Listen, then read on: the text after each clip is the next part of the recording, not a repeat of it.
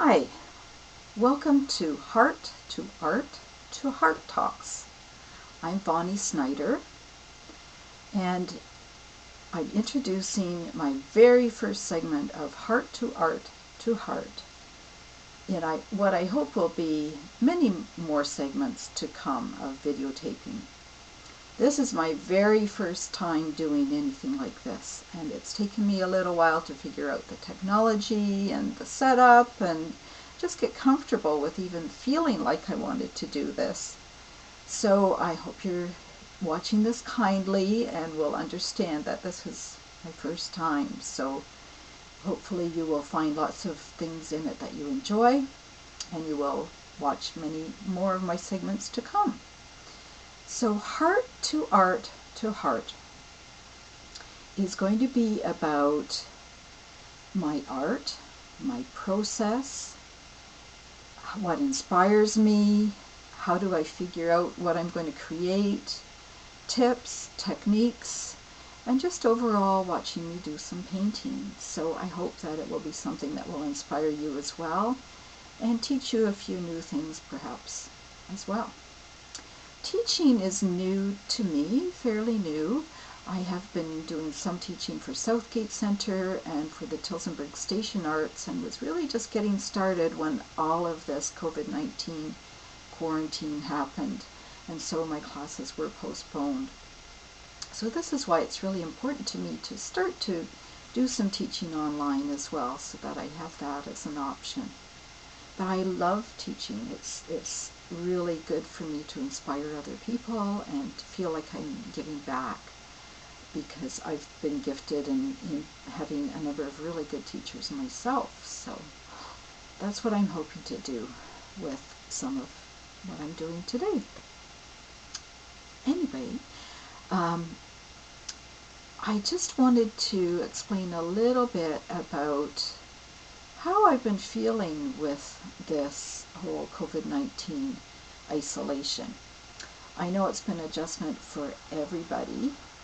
For me, I've found, people might say, but it's all this time you've got to create. It's perfect for you right now. Well, in a way, yes, but I have to say that some days I feel no motivation at all. I lack focus, and I just can't find the oomph to pick up a paintbrush and start creating. Other days, not so much. I'm productive and I'm able to paint, and I've created quite a number of things. I just feel that it's an adjustment to a new normal, and I know everybody's going through that, and we've never seen anything like this before. So I've learned to just be gentle with myself in those days when I don't feel like creating and I have no focus. It's okay. But one of the things that I did decide to do was on my Facebook page. I really feel that I am most motivated when I can motivate somebody else. So what I did was, on my Facebook page, I put out a mini art challenge. And the first one that I suggested, that I put out there, was to do a tree in any medium. And I do have quite a number of other artists who are friends of mine on Facebook. So there's a few of us who are doing these challenges, and it's been quite fun each week. Every week somebody takes a turn suggesting something different. So this one here, actually, I'm hoping you can see it. This was from last week, and the theme was spring. So this is pear blossoms, and it was from a photo that I took of my pear tree blossoms last year. And I almost always, when I'm painting, will use a reference photo, and it's almost always my photos. I will only use someone else's photo if I have their permission, but it's almost always my photos that I use. And I really like using a photo for that reference. Sometimes I'll just paint just freehand, but I really like to have the realism when I'm doing it. I feel like I'm more of a representational artist. I like to paint things that look like what they are, as opposed to an abstract artist.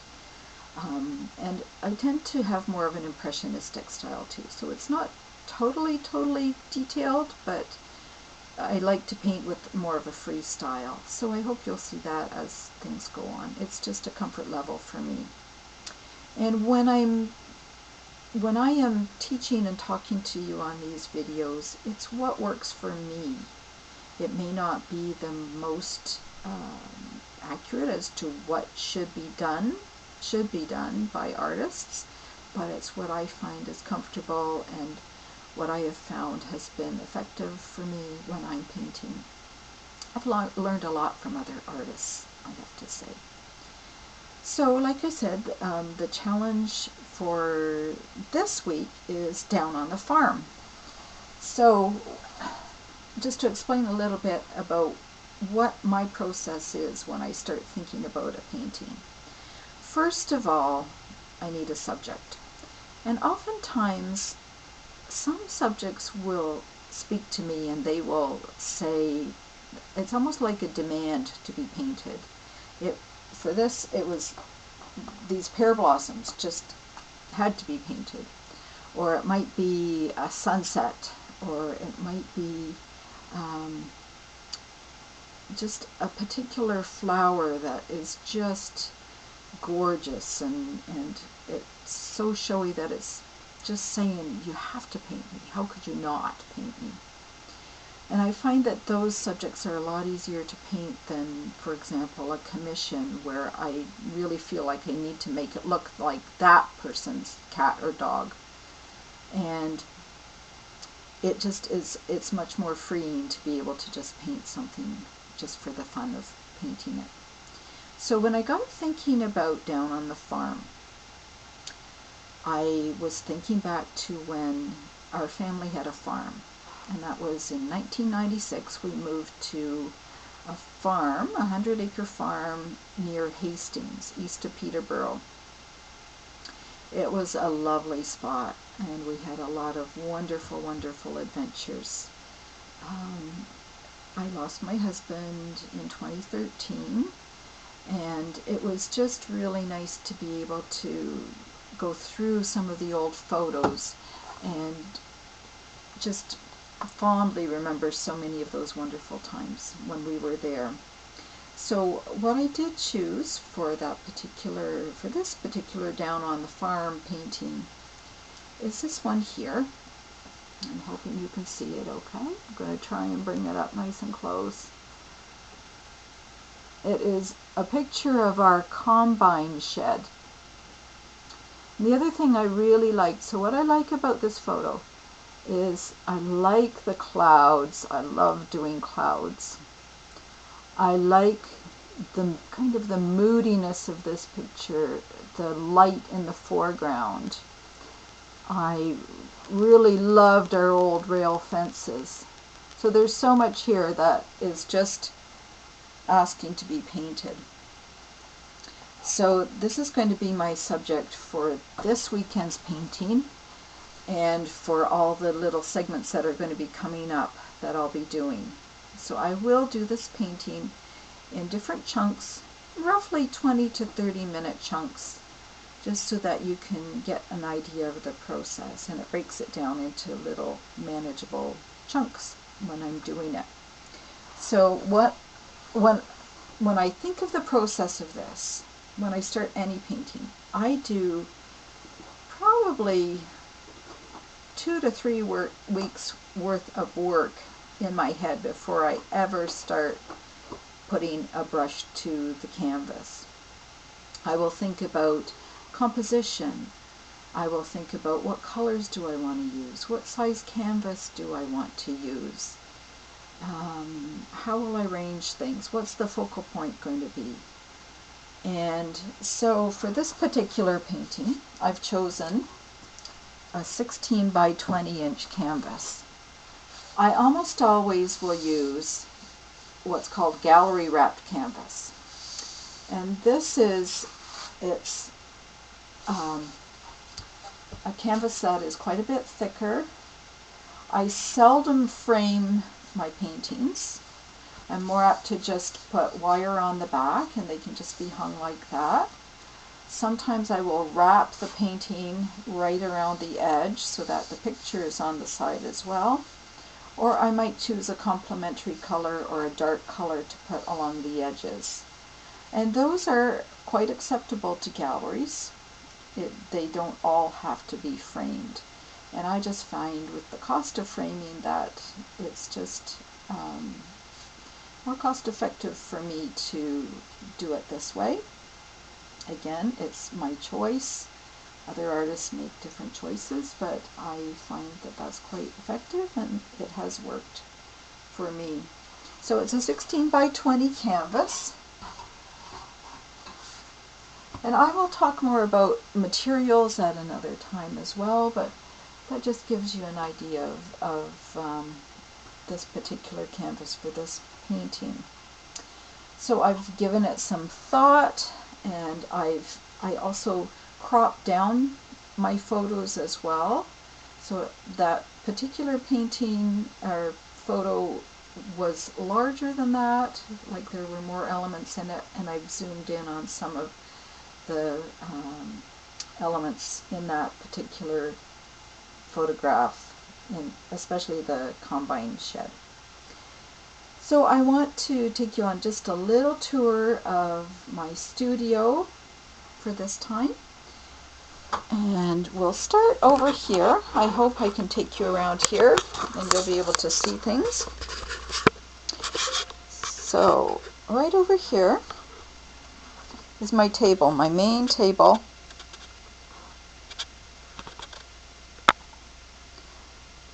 There's the water jug there. And I do like to use recycled materials whenever possible. This is called a Masterson Stay Wet palette. And it has a lid that closes tight. It has a piece of paper in it that's wet. I think you can maybe see it shiny there. And underneath the wet paper is a sponge. This one's well used sponge, and it's wet as well. And that just, I will work away at paints that are in there for about a week at a time, and it keeps it wet and moist, and just is a great way to go. So this will be my main work area when we get started. Again, behind is my easel. And then over here are my paints. So I've got different drawers, different colors. Hopefully you can see all of these marvelous tubes of paint. I most often use golden paint, which is a little bit more costly, but it's a lot better quality than some of the paints that you can get. Several layers of those. My pastels. Looking over here, we've got different canvases. So I have lots more that I can create. And then in behind here are some of my different acrylic compounds. So there's many different other things that I can create with. And hopefully you'll get to see me use some of those in times to come. Then, over here, hope you'll be able to see this. Hope I'm not making you dizzy with this tour. So this is my little utility cart, and it's just a terrific little thing. On top is where I put the paints that I'm going to be using, and I will be able to illustrate those later to you, show you what they are. There's my masking tape. Down here are some of the extra little tools that I use. And here's the paintbrushes. Lots of assorted paintbrushes here. Underneath are just a few extra things, brushes and whatnot. Back in behind here, I think maybe you can see, is where I store a lot of my paintings. I have quite a number there that need some extra attention right now because they don't have their wires on yet or they're finishing on them. So that'll be a job for another day as well. And then just to back up a bit, you get a sense of my easel, my chair. Things are a lot different right now because I've got it all set up here for the recording with my very professional pile of books where I stack my camera and my notes. So this gives you just kind of a good idea of what things look like in my setup here. So that's the tour for the first day, or not the first day, for the first segment here.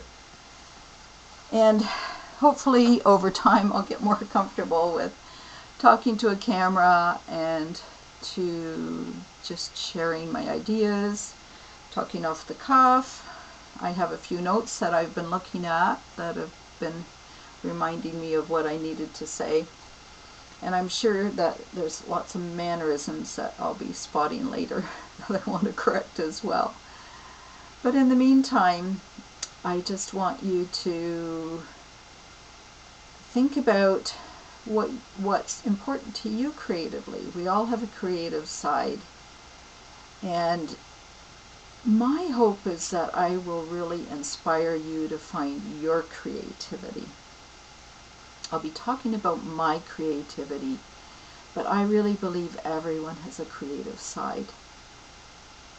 And I hope that I can really spark something in you and that you will pick up that paintbrush or that pencil or those art crayons or those pastels and really feel the excitement that I do with painting. And just you're able to tune in, because now more than ever I really feel like we're being called to reflect on who we are. We have lots of time to think about it. And part of that is finding our creative nature and our creative spirit. And for me, part of that now is calling to me to do this online information for folks. So I hope you've enjoyed this first little segment. In the next one, we'll be starting to work. I'll be putting some paint on the paintbrush and on the canvas, and we'll get going on this because it's going to be coming out on Sunday, so I've got to get busy painting so that I have something to show for my challenge on Sunday. So thanks for joining me as I walk you through my studio and my process, and I'll see you on the next video when we'll get started with the painting. Thanks a bunch. Take care of your heart. Bye-bye.